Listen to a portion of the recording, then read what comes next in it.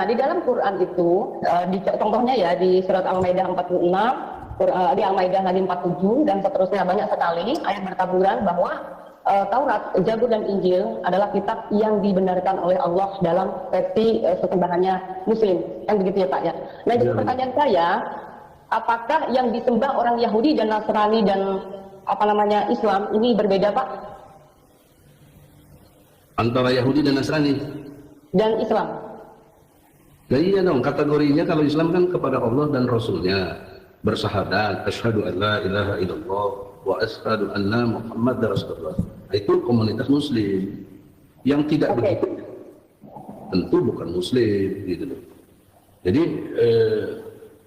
kategori yang dimaksud ibu itu kan sepertinya menggugat atau mengkritisi lah ya, bukan menggugat, mengkritisi kan Taurat, Zabur, Injil dan Al-Quran. Yang benar itu Al-Quran itu kumpulan kitab yang berisi ada Taurat, ada Zabur, ada Injil. Sebagai contoh tadi Al-Maidah 72, 73, 116, 117 itu Injil. Itu Injil yang dikodifikasi ke dalam Quran. Mengapa demikian? Karena di situ Allah berfirman kepada Isa, putra Maryam. Allah berfirman. Nah, kalau Allah berfirman kepada Isa, itu Injil. Nah, kenapa ini diberitahu kepada Muhammad? Ingat, jarak hidup Muhammad dengan Isa kurang lebih 600 tahun. Dan juga jangan lupa, Isa dengan Muhammad ini sepupuan, lain bapak, tapi dia uyutnya itu sampai kepada Ibrahim. Isa dari turunannya Ishak, Muhammad dari turunannya Ismail.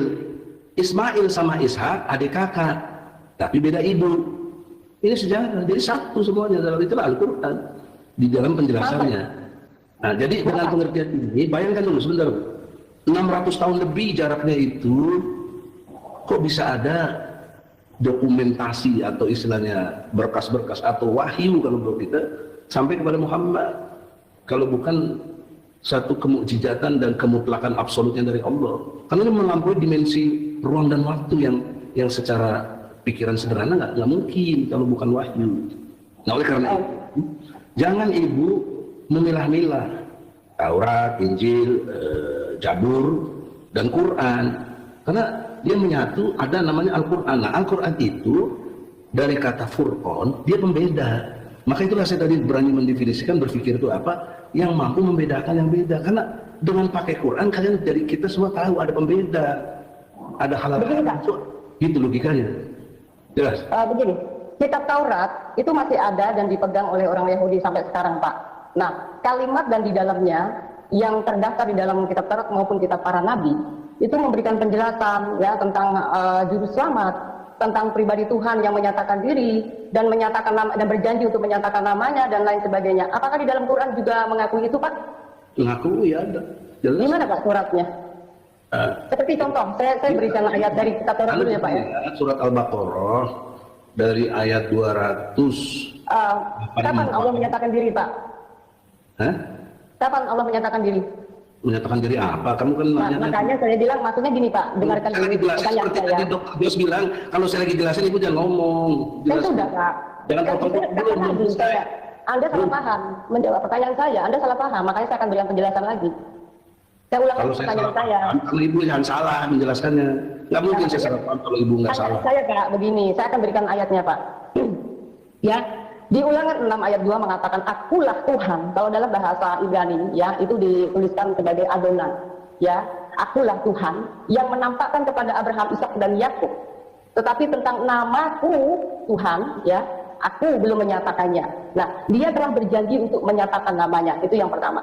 Lalu yang kedua, di Yesaya 48 ayat 12 mengatakan, akulah Tuhan, aku yang tetap sama, aku yang terdahulu, dan aku juga yang terkemudian.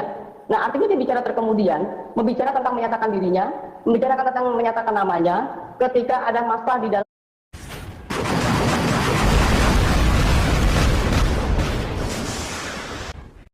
perjanjian baru. Apakah di dalam Quran juga mengakui bahwa dia datang sebagai yang terkemudian, Pak? Surat Toha, ya, Quran, ayat 14. Innani anallah. Kan tadi di dalam penjelasan ibu belum disebut namanya. Nah di Quran ini disebut aku inilah Allah. Jadi nama Allah dari Allah itu sendiri, sebagaimana janji dia nanti di kemudian. Nah di kemudian itu yang turun namanya Al-Quran, kumpulan dari semua itu. Itu kan udah amat sangat jelas sistematikanya. Menurut kami tidak jelas, Pak.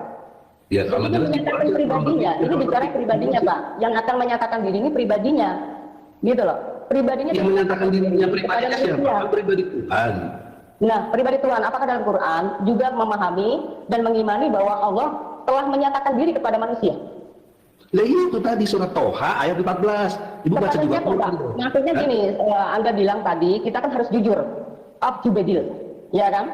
Jadi Ya. seharusnya Bapak juga harus memberikan data ketika pernyataan dalam kitab Taurat menyatakan bahwa dia telah menyatakan diri kepada manusia. Yang jadi pertanyaan adalah, apakah di dalam Quran Allah menyatakan diri kepada manusia, Pak? Ada, tadi baru saya sebut surat Toha ayat 14. Itu pernyataan Allah bahwa dialah Kapan Tuhan. Allah menyatakan kepada manusia kapan? Itu yang saya pertanyakan, kapan Allah menyatakan diri kepada Kalau konteks manusia? kapan kan bicara waktu. Waktu yang dimaksud ketika Allah berfirman kepada Muhammad, aku ini Apakah Allah Allah. berfirman langsung kepada Muhammad? Lah iyalah dalam konteks melalui Jibril. Begitu. Berarti janji di dalam perjanjian lama kitab Taurat itu tidak sesuai dengan konteksnya, Pak. Karena dia berkata telah menyatakan diri. Akulah yang tetap sama, aku yang terdahulu dan aku juga yang terkemudian.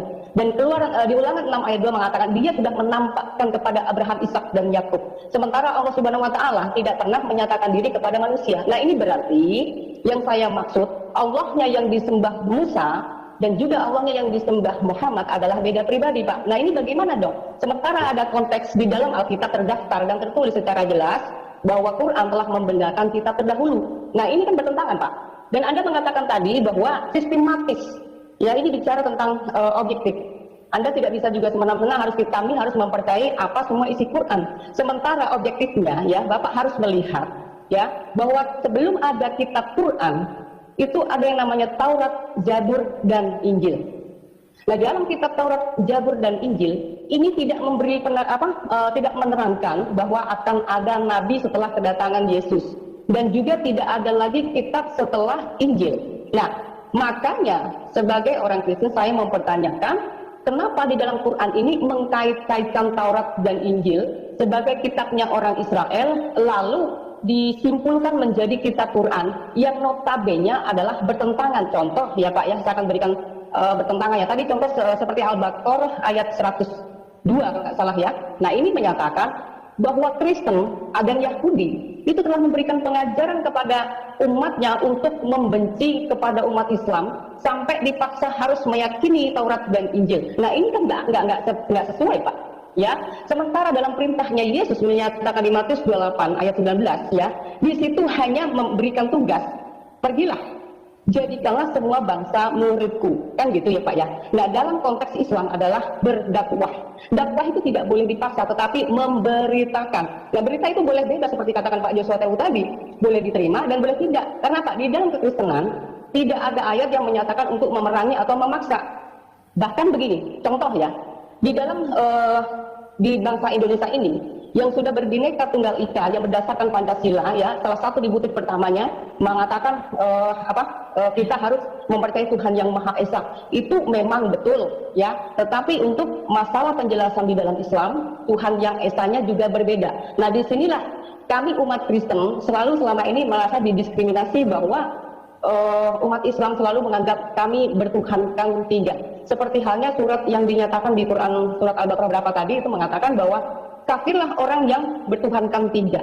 Nah, ternyata ada prasangka-prasangka buruk yang tercatat di dalam Quran. Bagaimana kami bisa meyakini bahwa Quran ini adalah pelengkap atau perangkum atau penyimpul kitab terdahulu, Pak? Karena di Matius 5 ayat 17 Yesus sudah berkata begini, aku datang bukan untuk meniadakan hukum Taurat, tetapi aku datang untuk menggenapinya. Saya ulang lagi, aku datang bukan untuk meniadakan hukum Taurat dan juga kitab para nabi, tetapi aku datang untuk menggenapinya. Artinya, dalam kedatangan Yesus dia sudah menggenapi semuanya yang tertulis. Nah, yang dipertanyakan, jadi persoalan dan polemik agama sampai sejarah berabad-abad sampai sekarang, Quran selalu mengkafir-kafirkan kami orang Kristen. Sementara di dalam Quran sendiri itu telah membenarkan kitabnya orang Kristen dan kitab Yahudi. Nah ini Pak, kalau Bapak mau bicara tentang sistematis, kronologi, sejarah, dan sebagaimana, kita selusuri dari sini dulu Pak. Apa benar ajaran di dalam Quran itu sinkron dengan ajaran yang kita terdahulu begitu Pak? Silakan. Barangkali Ibu Fatimah maksudkan begini Pak, di bagian akhir beliau sampaikan itu bahwa katanya kan Al-Quran ini sebagai kitab pelengkap dan penyempurna kitab-kitab terdahulu. Tapi kok kenyataannya bukan pelengkap, tapi justru pengurang. Banyak hal yang dikurangi dari Alkitab dan Taurat juga misalkan, karena Alkitab itu merupakan kelengkapan dari Perjanjian Lama, Taurat, dan Injil jadi satu. Terus kenyataan lain Pak Haji, bahwa ternyata Al-Quran ini bukan penyempurna, tapi justru menghancurkan ajaran-ajaran indah, ajaran-ajaran kemanusiaan dengan menampilkan ajaran-ajaran yang bertentangan menurut penafsiran banyak orang Pak dengan kaidah-kaidah kemanusiaan, misalkan ajaran-ajaran kemanusiaan, dan memaksakan ajaran untuk harus diterima dengan cara, berbagai macam cara.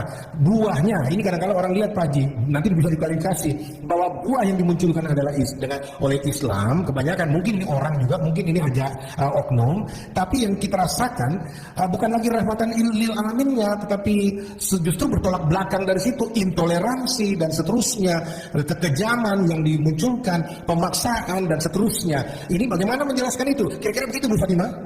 Iya, siap. Dan saya juga ingin memberikan bukti kepada Pak Egni bahwa Tuhan yang kami sembah adalah Tuhan yang Esa juga Pak. Ada ayatnya Pak, bukan tidak ada ya. Di Ulangan 6 ayat 4, kalau di bahasa Ibrani-nya itu Shema Yisrael Adonai Eloheinu, ya Adonai Echad, ya. Nah ini artinya dia juga bicara tentang Tuhan yang satu, ya Tuhan yang Esa, ya. Lalu diperjelas lagi oleh Yesus di Markus 12 ayat 29, Tuhan Allah kita, Tuhan itu Esa, ya. Jangan dikira Pak, kami Kristen tidak menyembah Tuhan yang Esa. Yang jadi permasalahannya adalah yang tadi dikatakan Pak Joshua, perspektif atau pemahaman di dalam Islam itu tidak boleh dipaksakan untuk kami harus mengikuti konsepnya orang Islam. Karena apa? Justru yang tadi saya bilang, mohon maaf dengan bahasa kasar sedikit ya, Islam harus tahu diri. Karena apa? Kitab terdahulu itu adalah kitab yang sudah menjelaskan tentang keesaan Tuhan. Ya, kalau Bapak tadi bilang mengatakan, loh, jangan salahkan kami umat Islam, jangan salahkan saya. Kenapa ada Tritunggal dan lain sebagainya? Mohon maaf Pak, saya beritahu kepada Bapak ya, Tritunggal tidak pernah tertulis di dalam Alkitab. Ya, bicara tentang tauhid pun tidak ada tertulis di dalam Al-Quran. Ya, Quran hanya mempercayai Tuhan yang Esa, Tuhan yang Ahad, ya kan? Nah, tetapi di sini Pak, saya akan memberikan penjelasan kepada Bapak, ya, mengenai tentang konsep Tuhan yang Esa. Kalau Yesus berkata di Matius 28 ayat 19 mengatakan, pergilah jadikanlah semua bangsa muridku dan baptislah mereka dalam nama Bapa, Putra dan Roh Kudus. Ini tidak bicara ketiga pribadian, ini tidak bicara tentang ketiga oknuman Pak. Ya, ini bicara tentang karyanya, semua orang harus mempercayai. Bapa itu adalah bicara tentang otoritasnya yang tertinggi, ya. Dan sementara putra atau anak, ya ini bicara Tuhan yang merendahkan diri. Ayatnya di mana? Ada ayatnya, Pak, ya. Di Yohanes 1 ayat 14 sudah memberikan penjelasannya bahwa firman itu telah menjadi manusia. Nah, firman inilah yang disalahpahami juga oleh muslim bahwa firman adalah ciptaan. Padahal di dalam Quran sendiri firman bukanlah ciptaan. Ya, di Yohanes 1 ayat 1 memberikan firman itu siapa? Firman itu adalah Allah itu sendiri. Lalu firman yang kedua, yang di ayat yang keduanya mengatakan, dan yang ketiganya mengatakan, segala sesuatu justru diciptakan dari firman itu sendiri. Ya, bisa disimpulkan dari ayat ke-14-nya bahwa firman itu menjadi manusia. Artinya firman atau kitab itu, Injil itu bernuzul, ya, bernuzul sebagai manusia, Yesus, lalu menyampaikan perkataannya dari surga kepada para muridnya sebagai saksi mata. Ya, ada pernyataan fakta bahwa Yesus disalib. Tiba-tiba di dalam Quran ada penyangkalan yang luar biasa bahwa Isa katanya tidak disalib, tetapi diserupakan. Tetapi yang nggak ada informasi yang jelas siapa yang menyerupakan di situ. Nah ini kan artinya yang tadi seperti Pak Joshua Temu mengatakan, kalau kita penyempurna, datanya harus bisa lebih jelas dan lebih lengkap Pak. Bukan justru amburadul dan membingungkan, ya. Fakta sejarah dulu sudah menyatakan begitu, disaksikan oleh ribuan manusia ketika fakta Yesus itu disalib. Lalu di dalam Quran tiba-tiba ada informasi yang menyatakan, oh bukan Yesus, tapi orang yang diserupakan. Hanya begitu kok, Phil. Iya, terima kasih buat teman-teman semua yang sudah menonton video ini dan kiranya video ini menjadi edukasi bagi kita semua untuk menambah wawasan kita tentang ajaran kekristenan maupun ajaran saudara kita Muslim. Nah, teman-teman, di dalam diskusi mereka ada pun yang menjadi pembahasan tadi kita dengar, yaitu bagaimana klaim mereka selama ini, dan mereka berpolemik dalam hal itu bahwa kitab mereka itu telah menjadi kitab penyempurna terhadap kitab-kitab sebelumnya. Nah, seolah-olah kitab sebelumnya itu belum lengkap dan tidak sempurna, sehingga ada klaim bahwa kitab yang datang pada sekitar abad ke-7 itu adalah kitab yang paling sempurna. Dan ketika dipertanyakan oleh Ibu Fatima tadi terkait dengan hal-hal yang tidak sinkronnya antara cerita kitab-kitab sebelumnya dengan kitab yang datang pada abad 7 itu, bahwa seperti penyaliban Yesus, yang dimana di kitab sebelumnya itu sudah jelas, fakta sejarahnya juga sudah jelas bahwa Yesus benar-benar disalib dan itu disaksikan oleh banyak orang, baik itu kelahirannya, kematiannya, dan kebangkitannya. Itu sudah jelas tercatat dalam sejarah, dan itu pun teman-teman ya, banyak menjadi polemik bagi mereka dan tidak terima dengan menggunakan dalil kitab mereka bahwa itu tidak terjadi, penyaliban itu tidak terjadi, Isa itu atau Yesus itu diserupakan, dan itu yang menjadi polemik selama ini dalam dunia diskusi, dalam dunia perdebatan. Dan mari kita benar-benar cerdas, lebih cerdas lagi, kita harus menyelidiki lagi bagaimana sinkronnya nubuatan itu dengan penggenapannya. Dan kemudian nanti kalau ada kitab yang lain dan tidak menyetujui peristiwa-peristiwa penyaliban itu bagaimana harus mempertanggungjawabkannya, bagaimana mereka mempertanggungjawabkannya. Nah, sehingga tadi kita lihat bahwa Egy Sujana itu diam dan dia tidak memberikan jawaban apapun, sekalipun dia memberikan jawaban dan itu tidak sesuai dan tidak sinkron dengan ayat-ayat dalam kitab Taurat dan juga dalam kitab Injil, yang dimana itu adalah kitab-kitab sebelum kitab mereka. Dan dari sinilah kita tahu ya sejauh mana kualitas sekelas profesor, yang dimana itu adalah Profesor Egy Sujana, sekaligus dia adalah seorang lawyer ya, atau seorang pengacara. Nah, teman-teman, memang di beberapa waktu yang lalu kita lihat agak termasuk fanatik Pak Egy ini, dan bahkan dia mengeluarkan pernyataan di beberapa tahun yang lalu bahwa agama selain Islam itu harus dibubarkan. Nah, teman-teman, itu kontroversi sebenarnya teman-teman ya, karena dia menuduh Kristen itu tiga Tuhan. Padahal orang Kristen itu tidak pernah memiliki tiga Tuhan dan tidak pernah mengaku bahwa Tuhannya adalah tiga.